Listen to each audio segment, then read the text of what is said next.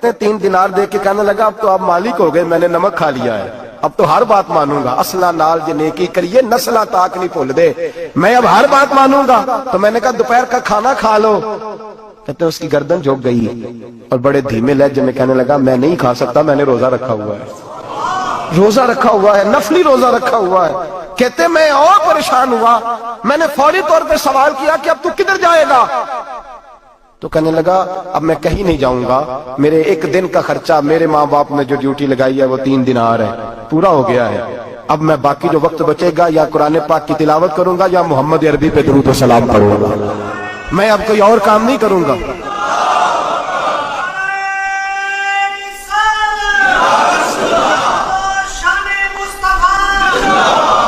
شخص کہنے لگا کہ میں نے کہا افطاری کر لینا, کہنے لگا مجھے مسجد بتا دو, میں جا کے اللہ اللہ کرتا ہوں, مجھے شام کو لے آنا. افطاری ہمارے ساتھ اس کی طے ہو گئی, مسجد چلا گیا. مغرب بعد لینے گیا تو کہنے لگا عشاء کے بعد آنا, اب تو میں نے پانی سے افطار کر لیا, کھانا کھانے جاؤں گا تو جماعت رہ جائے گی. کہتے ہیں عشاء کے بعد میں لایا, اس کو کھانا کھلایا, رات گہری ہو گئی تو میں نے کہا تو سو نہیں جاتا؟ کہنے لگا کوئی عرض نہیں, کبھی دور مزدوری کرنے نکل جاؤں تو رہ بھی جاتا ہوں, گھر والوں کو پتا ہے. کہتے میں نے مسافر خانہ کھولا, یوں سمجھیے ڈرائنگ روم بیٹھک میں نے کھولی, اس کو سلا دیا. میں اور میری بیوی اپنی معذور بیٹی کو روٹی دینے گئے اور ہم نے جا کے اس کو کھانا کھلایا جو ٹانگوں سے معذور تھی, اور ساتھ کہا کہ بیٹی آج بڑا پرہیزگار جوان ہمارا مہمان ہے, آج چڑھتی جوانی اور تقوی کی روشنی اس کے چہرے سے چمکتی ہے, کیا بات ہے, بڑے ہی اچھے گھرانے کا تربیت یافتہ ہے. کہتے ہیں بچی کو کھانا کھلا کے لوٹے, اپنے کمرے میں سو گئے, بیٹی اپنے کمرے میں لیٹ گئی. ترس گئے تھے کہ بیٹی قدموں پہ چلے. تہجد کا وقت ہوا تو دروازے پہ دستک ہوئی, بڑی بے چینی کے ساتھ اٹھے میاں بیوی, کون ہے؟ بیٹی کی آواز آئی ابا جی دروازہ جلدی کھولیں. کہتے ہیں کلیجے پھٹنے لگے, ذہن بکھرنے لگے, سوچے ہیں کہ وہ 2-1 منٹ ہمارے اوپر پہاڑ بننے لگے. دروازہ کھولا تو وہ بیٹی جس کے لیے ترس گئے تھے کبھی چلے گی, وہ اپنی ٹانگوں پہ کھڑی ہے, کبھی دوڑ کے ادھر جاتی کبھی دوڑ کے ادھر آتی. بیٹیاں پریشانی کا فون کر دے تو پھر بھی آنسو نکل آتے ہیں, اور بیٹی گھر میں خوشی آ جائے تو پھر بھی ماں باپ رو کے ہی شکر ادا کرتے ہیں. ان کے لیے روتے ہی رہتے ہیں. کہتے میں تڑپ گیا, بیوی بھی رونے لگی, بیٹے یہ کیا ہوا؟ ہم تو مایوس ہونے لگے تھے معاذ اللہ کہ اب تو ٹھیک نہیں ہوگی, کیا ہوا؟ کہنے لگے ابا جی اماں جی آپ نے بتایا نا نیک جوان آیا ہے, نیک آیا ہے, تو میں آپ چلے گئے تو میرے دل میں خیال آیا اے اللہ اگر وہ واقعی نیک ہے تو اس کے صدقے مجھے شفائی عطا فرما دے. یا ایھا الذین آمنوا اتقوا اللہ وابتغوا الیہ الوسیلہ, اے اللہ صحت ہی دے دے. کہتے ابھی میری دعا بھی پوری نہیں ہوئی کہ میرا وجود حرکت کرنے لگا.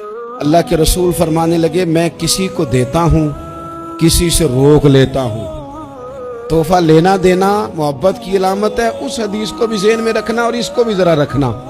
حضور نے فرمایا میں کچھ کو عطا کرتا ہوں کچھ سے روک لیتا ہوں, اور فرمایا میں جس سے روک لیتا ہوں نا اس بندے سے میں اس سے زیادہ پیار کرتا ہوں جسے میں دیتا ہوں. جسے میں نے نہیں دیا اس سے میرا پیار زیادہ ہے.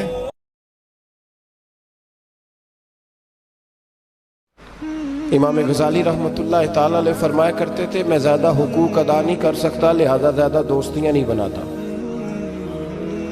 ہمارے ہاں جب رشتے بنتے ہیں تو پھر لوگ کہتے ہیں کہ جو میرا ہے وہ تیرا ہے اور جو تیرا ہے وہ میرا ہے, اور جب اختلاف ہوتا ہے تو پھر چائے کی پیالی کا بھی حساب کرنے لگ جاتے ہیں. پھر کہتے ہیں وہ لاہور ایک دفعہ میں اور تو اکٹھے گئے تھے تو کرایہ میں نے دیا تھا وہ بھی تیرا آدھا بنتا ہے. پھر لوگ حساب کرنے لگ جاتے ہیں. کورے ورک کتاب نہیں ہوندے, پتھر دل گلاب نہیں ہوندے, بلیا پہلو ہی سوچ کے لائیں پھر یارہ نال حساب نہیں ہوندے. اللہ کے حبیب صلی اللہ علیہ وسلم فرماتے ہیں کسی شخص کی کسی جگہ اگر عزت خراب کی جا رہی ہو, اس کے بارے میں توہین آمیز رویہ اپنایا جا رہا ہو اور تم اس جگہ موجود ہو, تو حضور فرماتے ہیں تم اس کی عزت کا دفاع کرو. جہاں تمہاری عزت پہ حملہ ہوگا وہاں رب تمہاری عزت کی حفاظت فرمائے گا.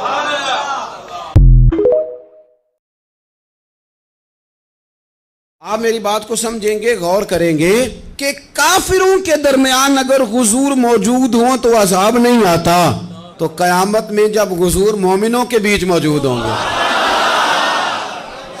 مجھے کہہ لینے دو نا کہ اساں جے ہاں گناہیاں دا جدوں اعمال نامہ پھرول ہوئے پھر ذرے ذرے نے سامنے آ جانا ہے, جو جو منہ تھی بولیا بول ہوئے.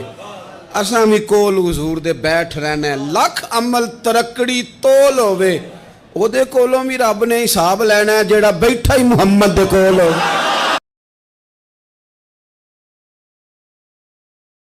मेरे नबी पाक ने तो फरमाया था किसी मोमिन को बस खुश कर देना, वो चाहे लम्हे के लिए ही हो, उसके दिल में राहत डाल देना, उसे तसल्ली दे देना, उसको कह देना मैं तेरे साथ हूं। फरमाया मोमिन के दिल में तुमने खुशी दाखिल कर दी तो 60 साल नफल पढ़ने से अल्लाह तुम्हें ज्यादा सवाब अता। ये जो रसूलुल्लाह की उम्मत है ये गुनाहगार हो सकती है पर अपने नबी की गद्दार नहीं होती।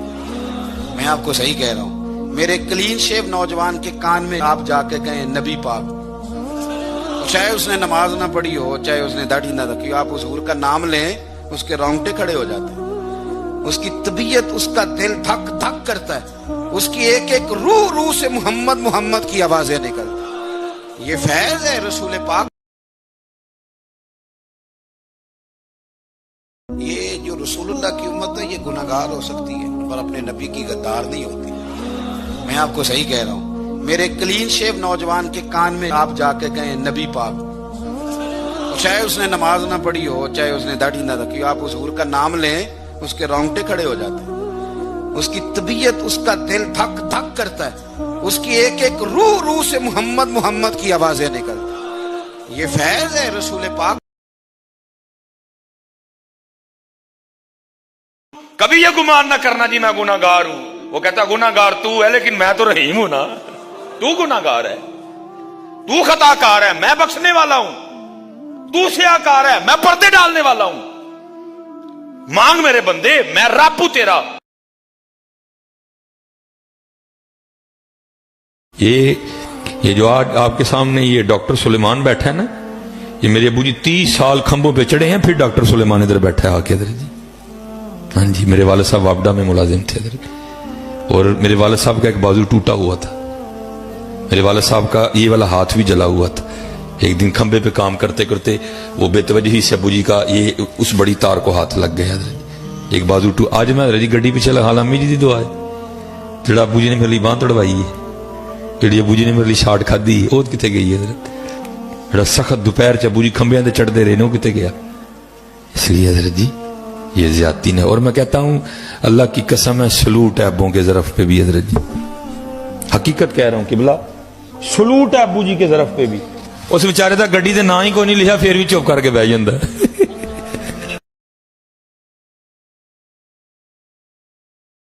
मैं आपसे एक बात शेयर करता हूं, देखिए मौत बहुत करीब है।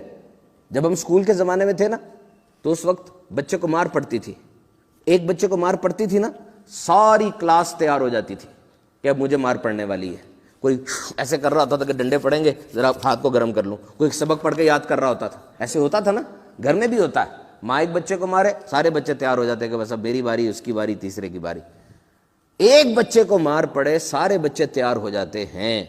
तो मुझे बताइए एक जनाजा उठते देखकर हम क्यों नहीं सब तैयार होते? मार तो उसको पड़ी, बाकी को पड़े ना पड़े, जनाजा जो उठा क्या आपको पैगाम नहीं दे रहा? एक ज़माना होता था, यकीन कीजिए जनाजे में जो लोग होते थे ना, जनाजे में जो अफराद होते थे, इतना दुख, इतना इबरत और ऐसी कैफियत होती थी कि पता नहीं चल रहा होता था कि मरने वाला किसका भाई है किसका बाप है। सब के सब परेशान और दुख में होते थे। और आज क्या हाल है आप देखिए, ये वो हादसा है मौत जो रोज तेरी आंखों के सामने होता है, ये वो ऐलान है जो तू बार बार सुनता है लेकिन तू जागता नहीं है, ये वो हकीकत है जो अटल है। याद रखो मौत की 100% गारंटी है, तुम उसकी तैयारी नहीं करते। जिंदगी की कोई गारंटी नहीं है और दिन रात उसके पीछे पड़े रहते हो। एक दिन आएगा जब अकाउंट खत्म हो जाएंगे। एक बंदा था, दूध का काम करता था बहुत ज्यादा, चाइना गया था लिवर ट्रांसप्लांट कराने, ट्रांसप्लांट करवाया, ट्रांसप्लांट फेल हो गया, मर रहा था। बहुत दूध का काम था उसका, पता नहीं कितने लाखों लीटर दूध बेचता होगा। बिल्कुल कुछ देर पहले उसके मुंह में उन्होंने दूध के कुछ कतरे डाले, यहां से डाले, इस तरफ से बाहर आ गए। हमें वाज़े तौर पे लगा कि इसके खाने वाला जो अकाउंट है, रिज्क वाला, वो शायद बंद कर दिया गया और चंद ही लम्हों के बाद उसकी मौत हो गई। जब वो वक्त आ जाएगा ना, खुदा की कसम करोड़ों अरबों खरबों रुपए देकर एक सेकंड भी नहीं खरीद सकोगे। یہ گھڑی کے ٹک ٹک کو مذاق نہ سمجھو، یہ کلہاڑی کے وار ہیں جو زندگی کے درخت پر کیے جا رہے ہیں۔ اس دن کا انتظار کر رہے ہو جب تمہارے دونوں پاؤں کو ساتھ رکھ کے انگوٹھوں کو باندھ دیا جائے گا اور ایک پٹی سے تمہارے چہرے کو بھی باندھ دیا جائے گا۔ میں آپ سے ایک بات شیئر کرتا ہوں، دیکھیے موت بہت قریب ہے۔ جب ہم اسکول کے زمانے میں تھے نا تو اس وقت بچے کو مار پڑتی تھی، ایک بچے کو مار پڑتی تھی نا ساری کلاس تیار ہو جاتی تھی کہ اب مجھے مار پڑنے والی ہے۔